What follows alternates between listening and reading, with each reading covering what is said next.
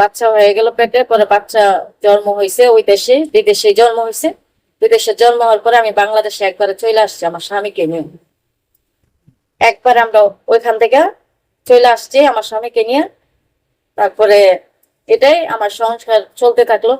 তো দর্শক ভাইয়ের আপুরা, আমি আপনাদেরকে একটা কথা বলি, যদি আপনাদের মেয়ে ছেলে বিয়ে দেন, মেয়েদেরকে বিয়ে দেন, তাহলে মেয়েরা যদি বান্ধবী বান্ধবী থাকে, তাহলে আপনারা কখনো মেয়েকে দেখতে আসলে বান্ধবীকে দাওয়াত দিবেন না, মেয়ের বান্ধবীরা দাওয়াত দিবেন না। দাওয়াত দিলে সেম টু সেম আমার অবস্থা হবে।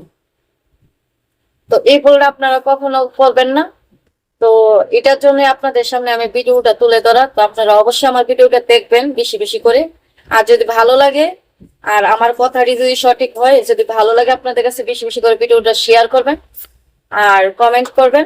কমেন্ট করে আমাকে জানাবেন যে আমার কথাটা কি সঠিক না বেঠিক। তাহলে আমি বুঝতে পারবো যে আমি ভালো গল্প বলতে পারছি না খারাপ। তো আর বেশি কিছু বলবো না। তো সেই অনুযায়ী আপনারা ভালো থাকবেন, সুস্থ থাকবেন। আল্লাহ হাফিজ।